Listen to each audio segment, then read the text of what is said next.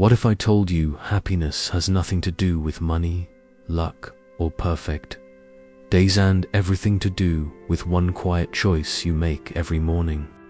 Once upon a time, way before phones ruled everyone's hands, and before people forgot how to sit quietly with their thoughts, there was a small village tucked between green hills and dusty roads. It wasn't fancy. No big buildings. No bright lights. Just simple houses, noisy birds, and people who worked hard from sunrise to sunset. In that village lived an old lady everyone knew. Nobody remembered her real name anymore. Some called her Amy, others called her Dottie, and some just said, "You know, the old lady near the banyan tree." But one thing was clear: everyone loved her. She lived in a tiny mud house with a crooked wooden door and a roof that leaked a little during heavy rain. Still, her place always felt warm, peaceful, like stress wasn't allowed inside.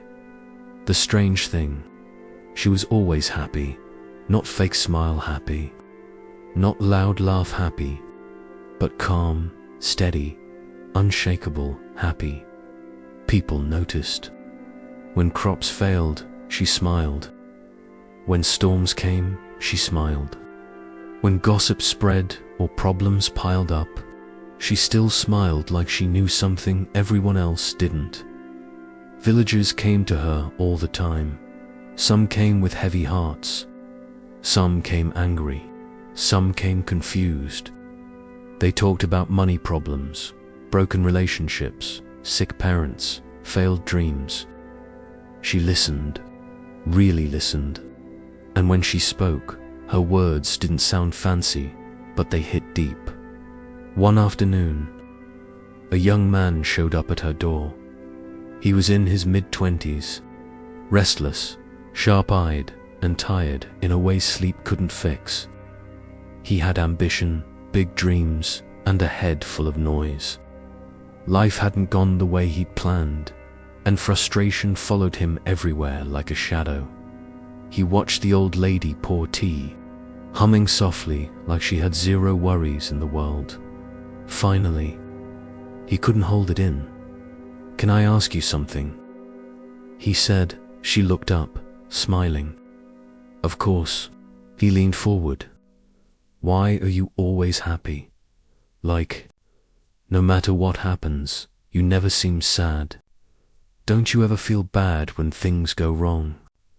The old lady didn't answer right away. She handed him the cup of tea and sat down slowly, her knees creaking like old wood. "My dear," she said gently, "life is full of ups and downs. Some days are good, some days are bad. That part never changes." She looked at him straight in the eyes. "But happiness," she continued, "that comes from inside, not from what happens around you." The young man frowned. "That doesn't make sense," he said. "How can you be happy when bad things happen? When life hits you hard?" The old lady smiled, not a cheerful smile this time, but a deep one, heavy with memories. "Let me tell you a story," she said, "from my own life. When I was young," she began, "I had a family, a husband, children. We weren't rich, not even close, but we were happy. Real happy. The kind that doesn't need much. We laughed over simple meals. We talked late into the night. We dreamed together. Then one day, everything changed. My husband got sick. At first we thought it was nothing. Just a fever. Just weakness. But days turned into weeks, and weeks turned into fear.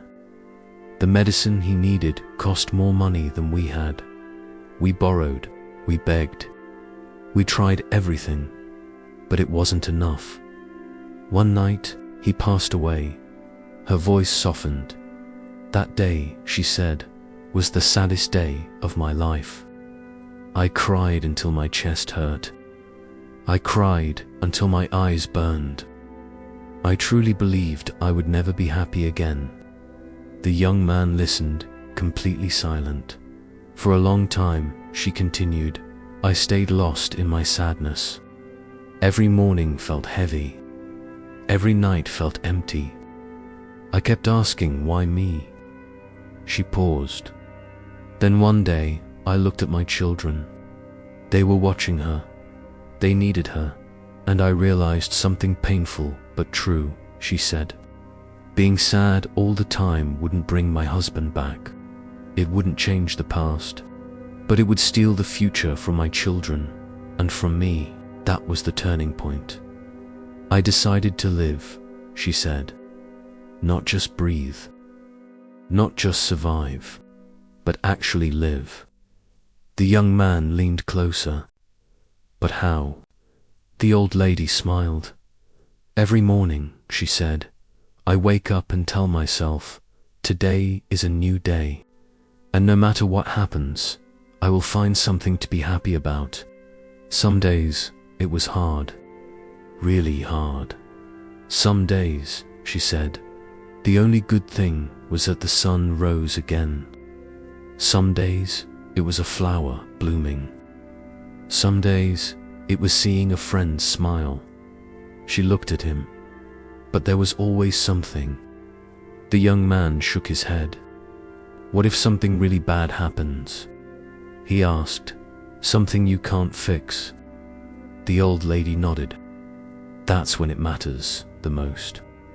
When bad things happen," she said, "I remind myself, this too shall pass. Pain doesn't last forever. Nothing does." She placed her hand on her chest. "I focus on what I still have. My health, my memories, my breath, even the fact that I'm alive." Then she said the words that stuck with him forever. "Happiness is a choice. You can focus on what you lost, or you can focus on what remains." The young man stayed quiet for a long time. When he finally stood up, his eyes looked different. "Thank you," he said softly.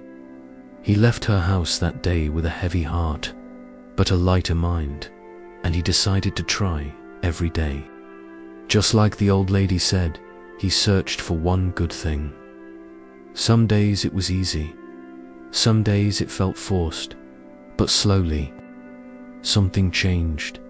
Even when things went wrong, he didn't fall apart like before. He learned to breathe, to pause, to look again. Life didn't become perfect, but it became peaceful. Word spread. People noticed the change not just in him, but in others who listened to the old lady's wisdom. Soon, the village felt different, lighter, kinder, happier, and it all started with one simple truth. Happiness isn't about what happens to you. It's about how you choose to see life. No matter how hard things get, joy still exists in the small things, in quiet moments, in the choice to keep going. Life's storms will pass, but a positive heart can carry you through anything.